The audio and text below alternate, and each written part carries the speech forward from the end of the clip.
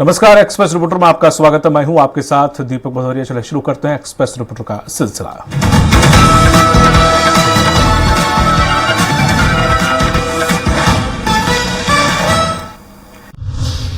मोहन सरकार ने बड़ा फैसला लेते हुए गोवर्धन पूजा के दौरान समर्थन मूल्य पर सोयाबीन खरीदी का फैसला किया है और उसी दौरान एक बड़ा उत्सव पूरे प्रदेश में आयोजित किया गया। मंत्री मोहन यादव ने बड़ा फैसला करते हुए कहा है कि समर्थन मूल्य पर सोयाबीन की खरीदी का उत्सव गोवर्धन पूजा के साथ पूरे प्रदेश में मनाया जाएगा। साथ ही जनप्रतिनिधियों और किसानों की उपस्थिति में कृषक कल्याण के फैसले और किसानों के लिए लाभकारी योजनाओं की जानकारी भी दी जाएगी। मुख्यमंत्री डॉक्टर मोहन यादव ने सीएम हाउस स्थित समत्व भवन में बैठक करते हुए किसान कल्याण के लिए कई महत्वपूर्ण फैसले किए हैं। किसान हितैषी इस फैसले में कई तरह के अधिकारी और मंत्री भी मौजूद रहे। यह माना जा रहा है कि मुख्यमंत्री डॉक्टर मोहन यादव द्वारा गोवर्धन पूजा के दौरान जिस प्रकार से एमएसपी पर सोयाबीन खरीदी का एक बड़ा फैसला किया गया है और उत्सव मनाने का निर्णय लिया गया है, इससे पूरे मध्य प्रदेश में एक व्यापक असर पड़ेगा और सरकार की जो एक छवि है उसके लिए भी कहीं न कहीं जनता के बीच एक अच्छा मैसेज जाएगा। इसीलिए इस प्रकार का फैसला किया गया। सरकार के फैसले के तहत सभी मंत्री, सभी विधायक अपने अपने क्षेत्रों में जाएंगे और वहां पर सरकार की योजनाओं के बारे में किसानों को और आम नागरिकों को भी बताएंगे। इसके माध्यम से सरकार एक तीर से दो शिकार करने जा रही है। भोपाल से एक्सप्रेस रिपोर्टर के लिए संदीप। सिफारिश पर ही अब भाजपा सक्रिय सदस्यता देगी। दरअसल भोपाल में पकड़ी गई ड्रग्स फैक्ट्री मामले में मंदसौर जैसे हरीश अंजना जैसे पदाधिकारी बनाने से हुई पार्टी किरकिरी के बाद ये फैसला लिया गया है। इसके लिए प्रदेश, जिला और भाजपा स्तर पर स्क्रूटनी कमेटी भी बनाएगी। हरीश अंजना के मामले में हुई पार्टी की किरकिरी के बाद बीजेपी ने सक्रिय सदस्यता से पहले स्क्रूटनी की सख्ती बरती जा रही है। दरअसल सक्रिय सदस्य ही पार्टी के संगठन चुनाव में हिस्सा ले सकते हैं, इसलिए ही वो पदाधिकारी भी बनते हैं। लेकिन केवल 100 रुपए की पात्रता पूरी करके कोई भी अवांछित व्यक्ति पार्टी में सक्रिय सदस्य या पदाधिकारी ना बन जाए, इसके लिए मंडल अध्यक्ष की जिम्मेदारी तय की गई है। मंडल अध्यक्ष स्तर पर स्क्रूटनी होने से स्थानीय थानों में दर्ज प्रकरणों आदि की जानकारी लेना अब आसान होगा।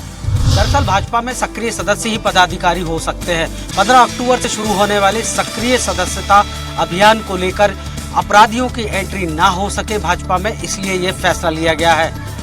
Kumar Sandeep, express reporter, Bhopal. सादगी गरबा आयोजन में सम्मिलित होने पहुंचे प्रदेश के कैबिनेट मंत्री कैलाश विजयवर्गीय ने उत्तर प्रदेश के मुख्यमंत्री आदित्यनाथ योगी के बयान का समर्थन करते हुए कहा है कि योगी जी ने सही कहा है, हिंदू बटेगा तो कटेगा। इंदौर में कैबिनेट मंत्री कैलाश विजयवर्गीय ने जीतो जीराती द्वारा आयोजित सादगी गरबा महोत्सव में गुरुवार को बड़ा बयान दिया है। मंत्री विजयवर्गीय ने कहा कि योगी जी ने सही कहा है, बटोगे तो कटोगे। विजयवर्गीय ने यह भी कहा कि 25 साल बाद आने वाली नई पीढ़ी को खतरा है। जिस प्रकार से एक धर्म विशेष की आबादी बढ़ रही है, उससे हिंदुओं समझ जाओ और एक रहो। बता दे कि यह पहली बार नहीं है जब विजयवर्गीय ने इस तरह के बयान दिया हो, वह पहले भी ऐसे बयान दे चुके हैं। इंदौर की सादगी गरबा में विजयवर्गीय ने कहा कि मैं फिर से कहता हूं, आने वाले 25 साल बाद हमारे आने वाले बच्चों के लिए बहुत खतरा है। जिस प्रकार देश में डेमोग्राफी बदल रही है और जिस प्रकार कुछ राजनीतिक दल की तुष्टीकरण की नीति के कारण देश में अशांति फैलाने वाले लोगों को संरक्षण दे रहे हैं, इसलिए बहुत जरूरी है कि हम सनातन धर्म को साथ ले चलें। योगी जी ने सही कहा है, बटोगे तो कटोगे, और हरियाणा की जनता ने बता दिया कि नहीं बटेंगे। और इसलिए आप सबसे भी निवेदन है कि विचारे, गंभीरता के साथ विचार करने, चिंतन करें। हमारे धर्म, हमारी परंपरा, हमारे आध्यात्मिक शक्ति, हमारे धर्म गुरु, हमारे धर्म ग्रंथ विश्व में सर्वश्रेष्ठ है। विजयवर्गीय ने आगे कहा कि विश्व की शांति का मार्ग कोई दिखा सकता है तो भारत है। वहीं कैबिनेट मंत्री कैलाश विजयवर्गीय ने इंदौर के गरबों की तारीफ करते हुए कहा कि गुजरात के बाद कहीं शालीन गरबे होते हैं तो इंदौर के अंदर होते हैं। इंदौर से एक्सप्रेस रिपोर्टर विकास सिंह सोलंकी। 100 दिन सेवा संकल्प स्वास्थ्य की श्रृंखला में कोलांचल क्षेत्र परासिया पहुंचे सांसद विवेक बंटी साहू। इस दौरान इकलेहरा ग्राम पंचायत में 80 लाख की विभिन्न निर्माण कार्यों का किया भूमि पूजन। जिले के सांसद विवेक बंटी साहू अपने निर्धारित कार्यक्रम अनुसार ग्राम पंचायत भाजीपानी के आयोजित स्वास्थ्य शिविर में और इकलेहरा के भूमि पूजन कार्यक्रम में पहुंचे। दोनों ही कार्यक्रमों में सांसद ने कन्या पूजन का शुरुआत की। स्वास्थ्य शिविर में 563 मरीजों का पंजीयन किया गया, जिसमें 545 मरीजों का उपचार का निःशुल्क दवाओं का वितरण किया गया। 18 अन्य मरीजों को जिला चिकित्सालय रेफर किया गया। इस दौरान रक्तदान करने वाले रक्तदाताओं को प्रमाण पत्र दिया गया। 3 मरीजों को ट्राईसाइकिल दी गई और अन्य 2 मरीजों को कृत्रिम अंग प्रदान करने की बात कही। वहीं ग्राम पंचायत इकलेहरा पहुंचे सांसद ने 80 लाख की लागत से पाइपलाइन विस्तारीकरण, सीसी रोड, विद्यालय की बाउंड्री वाल का भूमि पूजन किया। पृथक पृथक कार्यक्रम में सांसद ने ग्रामीणों को संबोधित किया। उन्होंने अपने उद्बोधन में कहा कि निःशुल्क स्वास्थ्य शिविरों का यह सिलसिला प्रतिवर्ष चलता रहेगा। जिले में बेहतर स्वास्थ्य सेवा बढ़ाने का काम हो रहा है। जिले में कहीं सबसे ज्यादा स्वास्थ्य केंद्र खुल रहे हैं, वे छिंदवाड़ा में खुल रहे हैं। जिले में 78 उप स्वास्थ्य केंद्रों की स्वीकृति डॉक्टर मोहन यादव की सरकार ने दी है। वहीं आयोजित इकलेहरा कार्यक्रम में उन्होंने कहा कि सांसद के रूप में पहली बार इकलेहरा पहुंचा हूं। अभी विकास की शुरुआत हुई है जो निरंतर चलती रहेगी। शिक्षा और पेयजल उपलब्ध कराना मेरी पहली प्राथमिकता। इसी क्रम में 100 दिन निरंतर स्वास्थ्य शिविर के माध्यम से 20,000 से अधिक नागरिकों की जांच कर बेहतर इलाज किया जा रहा है। वहीं शहर से लेकर गांव तक विकास के लिए प्रतिबद्ध हूँ। इकलेहरा में भूमि पूजन करने आया हूँ, लोकार्पण करने भी आऊंगा। मिलकर हम जिले का निरंतर विकास करेंगे। परासिया से एक्सप्रेस रिपोर्टर अनिल डहरिया।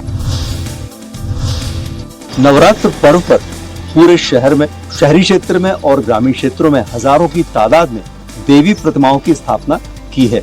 इसके साथ ही विभिन्न तरह की झांकियां भी सजाई हैं, जिन्हें देखने के लिए हजारों की तादाद में लोग सड़कों पर निकल रहे हैं। नवरात्र पर्व के शुरुआत में ही इस बार बैठकी के दिन से ही विभिन्न दुर्गा पंडालों में मां दुर्गा की प्रतिमाओं की स्थापना शुरू हो गई थी। यही वजह थी कि बैठकी के दिन से लेकर अभी तक श्रद्धालु लगातार इन देवी प्रतिमाओं के दर्शन के लिए निकल रहे हैं। शहर में अलग अलग जगहों पर देवी प्रतिमाएं रखी गई हैं। हर गली, मोहल्ले, चौराहे पर देवी पंडाल बनाए गए हैं और जबरदस्त तरीके से साज सज्जा की गई है। अपने धार्मिक आयोजनों की वजह से अलग पहचान बना ली है इस शहर में, इसलिए इसे संस्कार धानी की साथ ही धर्म धानी भी कहा जाता है। Arun Dubey, access reporter, Jabalpur. चंदखुरी स्थित माता कौशल्या के मंदिर में स्थापित भगवान राम की जो 51 फीट की प्रतिमा है उसको बदलने की तैयारी की जा रही है और शायद सरकार का यह मानना है कि यह प्रतिमा भगवान श्री राम के प्रतिमूर्ति के अनुरूप नहीं है, इसलिए इसे बदलने की प्रयास किया जा रहा है। साथ ही साथ इसको लेकर सियासी बयानबाजी भी तेज हो गई है। छत्तीसगढ़ भगवान राम का ननिहाल है। यहाँ के लोग उन्हें भांचा यानी भांजा मानते हैं। लोगों का मानना है कि उन्होंने अपने वनवास का सबसे ज्यादा समय यहीं बिताया। भगवान श्री राम छत्तीसगढ़ के जिन 9 जिलों से होकर गुजरे, उस पथ को संवारने के लिए पूर्ववर्ती कांग्रेस सरकार ने 137 करोड़ रुपए का राम वन गमन पर्यटन परिपथ का प्रोजेक्ट तैयार किया। इसी पथ की शुरुआत में चंदखुरी में प्रदेश की सबसे ऊंची भगवान श्री राम की प्रतिमा स्थापित की गई थी। तब विपक्ष में रहते हुए बीजेपी ने प्रतिमा पर सवाल खड़े किए थे और कहा था कि योजना के तहत बनाई गई मूर्ति राम जैसी नहीं दिखती। बीजेपी की सरकार आएगी तो प्रतिमा में सुधार किया जाएगा। इस मामले में कांग्रेस का कहना है कि बीजेपी भगवान राम के नाम पर जिंदा है, भगवान के राम की राजनीति करती है। वहीं बीजेपी का कहना है कि कांग्रेस की सरकार ने अपने समय हर काम गलत तरीके से किए थे, इसलिए उसे सुधारा जा रहा है। रायपुर से एक्सप्रेस रिपोर्टर दिलीप साहू। नवरात्र में दुर्गा उत्सव के बाद राजधानी पुलिस दशहरा को लेकर अब अलर्ट मोड पर नजर आ रही है। शहर में विभिन्न स्थानों पर आयोजन होंगे, जिसे लेकर लगभग 2000 से अधिक सुरक्षा बलों की तैनाती की जाएगी। दशहरा उत्सव को लेकर राजधानी पुलिस लोगों की सुरक्षा के चलते 2000 से अधिक बलों की तैनाती पूरे शहर में करने जा रही है। WRS कॉलोनी और रावण भाटा मैदान में बड़े आयोजन किए जाएंगे, जिसमें VVIPs भी शामिल होंगे। इन 2000 सुरक्षा जवानों में पुलिस वर्दी के साथ साथ सिविल ड्रेस में भी सुरक्षा के जवान तैनात रहेंगे। सिविल ड्रेस में तैनात रहने वाले जवान लोगों के भीड़ के बीच में रहेंगे, ताकि किसी अराजक तत्वों को घटना करने से पहले ही रोका जा सके। VVIP मूवमेंट और बड़े आयोजन के चलते अतिरिक्त बल भी रखे जाएंगे। जिले में बड़ी संख्या में पुलिस के बल तैनात रहेंगे ताकि किसी भी आपराधिक घटना या अराजक तत्वों को घटना से पहले रोका जा सके। सुरक्षा के मद्देनजर रायपुर पुलिस अपनी पूरी तैयारी करते हुए हजारों जवानों की तैनात कर रही है। फिलहाल अपराधियों को भी चेतावनी दे दी गई है कि किसी प्रकार की आपराधिक घटना को अंजाम न दिए जाए। फिलहाल देखना होगा कि राजधानी इन बड़े आयोजनों में कितना सुरक्षित रहती है। एक्सप्रेस रिपोर्टर के लिए रायपुर से गोपी कृष्ण साहू। ये भीलड़ बाबा का प्रसिद्ध धार्मिक स्थल है। यहाँ पर हर बार बाबा भविष्यवाणी करते हैं और यहाँ आगामी 6 माह की भविष्यवाणी जो करते हैं तो वो पूरी होती है। सिवनी मालवा के प्रसिद्ध धार्मिक स्थल भीलड़ देव में नवरात्रि की सप्तमी को बाबा ने भविष्यवाणी करते हुए कहा कि गेहूं की फसल बहुत अच्छी पकेगी, गेहूं बहुत अच्छा रहेगा, मनुष्य पर बीमारी आती रहेगी और बीमारियों का प्रकोप रहेगा, मनुष्य सचेत रहें। पशुधन पर हल्की फुल्की बीमारियों का प्रकोप रहेगा। सभी सत्कर्म करेंगे, धर्म पुण्य करेंगे तो बाबा सहायता करेंगे। सिवनी मालवा से 7 किलोमीटर दूर प्रसिद्ध धार्मिक स्थल भीलड़ देव में आने वाले भक्त अपनी मुरादें पूरी होने पर भंडारा प्रसादी वितरण करते हैं। यहाँ दूर दूर से हजारों भक्त दर्शन कर धर्म लाभ प्राप्त करते हैं। भगवान शंकर के रुद्र अवतार भीलड़ देव स्थल के सामने नीम का पेड़ है जिससे बाबा मिलाप करते हैं। श्री पढ़ियार दरवेश्वर जी के शरीर में भीलड़ देव के रूप में पवन आती है और वह भविष्यवाणी करते हैं जो सच साबित होती है। उनकी भविष्यवाणी सुनने के लिए हजारों की संख्या में भक्त दूर दूर से आकर सुनते हैं। मान्यताओं के अनुसार बाबा को भीलड़ देव के नाम से जाना जाता है। यहाँ चैत्र मास की 14 और नवरात्रि की सप्तमी पर आगामी हर 6 माह के लिए भीलड़ बाबा पढ़ियार दरवेश्वर महाराज के माध्यम से आते हैं और भविष्यवाणी करते हैं, जिसे सुनने के लिए हजारों की संख्या में भीलड़ बाबा भक्त यहाँ पहुँचते हैं। मंदिर के पढ़ियार के पुत्र पुजारी गोविंद दास ने बताया कि बाबा साल में 2 बार नीर लेते हैं, शंकर जी से भेंट करते हैं। बाबा नीम के पेड़ से मिलाप करते हैं। उस समय भगवान शंकर स्वयं विराजमान रहते हैं। भगवान शंकर से ही भेंट मिलाप करते हैं। भीलड़ देव स्थल पर पूजा अर्चना का क्रम पढ़ियार की 5वीं पीढ़ी से चला आ रहा है।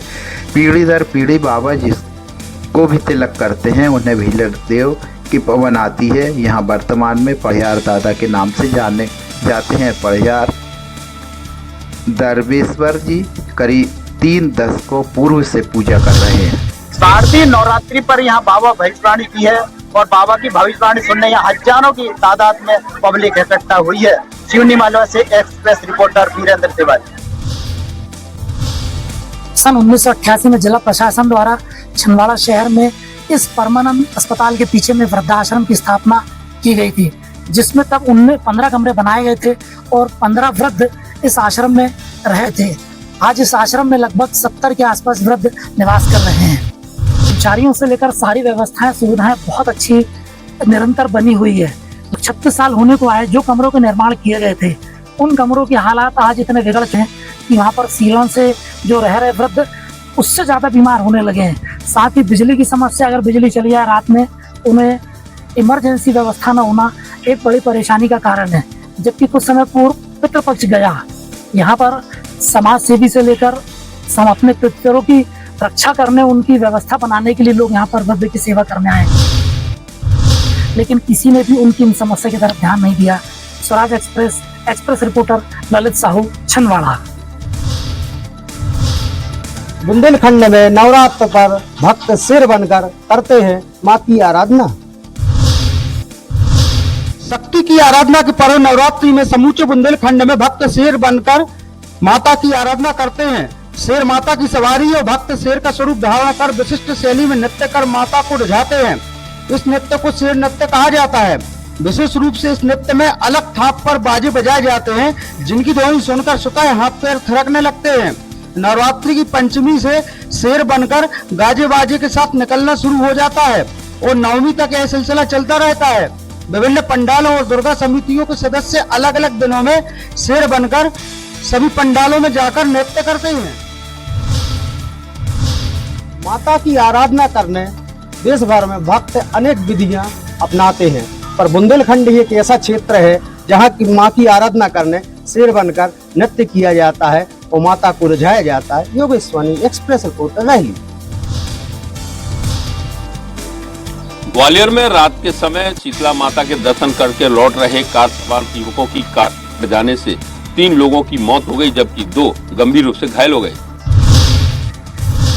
बताया जा रहा है कि कार की स्पीड बहुत तेज थी और कार डिवाइडर पर चढ़कर पलट गई। ये घटना झांसी रोड थाना क्षेत्र में आने वाले बिक्की फैक्ट्री के पास की है। घटना में विवेक जोशी, ऋतिक माझी और संजय धाकड़ की मौत हो गई। सौरभ जोशी और मोहिल रॉय घायल हैं, जिनको अस्पताल में भर्ती कराया है। पुलिस ने शवों को पोस्टमार्टम के लिए भेज दिया है। झांसी रोड थाना पुलिस मामले की जांच कर रही है।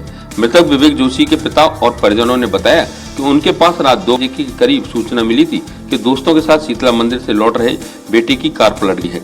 कार में 5 लोग थे, जिनमें उनके बेटे और उनके 2 दोस्त की मौत हो गई। 2 अन्य घायल हैं, जिनका भी इलाज चल रहा है। एक साथ 3 दोस्तों की मौत के बाद इलाके में मातम पसरा हुआ है। हालांकि पुलिस ने समूचे मामले की जांच शुरू कर दी है। ग्वालियर से एक्सप्रेस रिपोर्टर विनोद शर्मा। बहराइच में दबंगों के हौसले बुलंद है। यहाँ पर एक युवक को अपनी ही बाइक दबंग से वापस मांगना भारी पड़ गया। नाराज दबंग ने खौलता हुआ तेल युवक पर छोड़ दिया, जिसके बाद युवक और उसकी बहन घायल हो गए। मामला पयाकोट थाना क्षेत्र के सत्संग नगर का है, जहाँ के रहने वाले युवक करण ने बताया कि उसकी बाइक गाँव की ही एक दबंग घर से लेकर चला गया था और जब भी मैं बाइक वापस मांगता तो वो मुझे धमकाता था। मैं फास्ट फूड का ठेला लगाता हूँ और शाम को जब मैं अपना काम कर रहा था तो मेरे ठेले पर दबंग सागर सरकार आ गया और फिर जब मैंने इससे गाड़ी वापस करने की बात कही तो इसने मेरे ठेले पर से खौलते तेल की कढ़ाई मुझ पर फेंक दी, जिससे मैं और मेरी बहन पूरी तरह झुलस गए। वहीं झुलसे भाई बहन को बहराइच मेडिकल कॉलेज में इलाज के लिए भर्ती कराया गया है और मामले का संज्ञान मिलते ही पुलिस विभाग में हड़कंप मच गया। पुलिस अब घटना की जाँच में जुट गई है। Express reporter Tariq Ahmad, Bahraich. धार जिले के कुक्षी में खाद्य विभाग की टीम ने कुक्षी के प्रसाद मुखरंजन ट्रेडर्स पर की कार्यवाही, उठाए गुटखा पाउच के सैंपल। धार जिले के कुक्षी में खाद्य विभाग की टीम ने अंबेडकर चौराहा मनावर रोड पर स्थित प्रसाद मुखरंजन की दुकान से 3 अलग अलग गुटखा पाउच व मीठी सुपारी के सैंपल लिए हैं।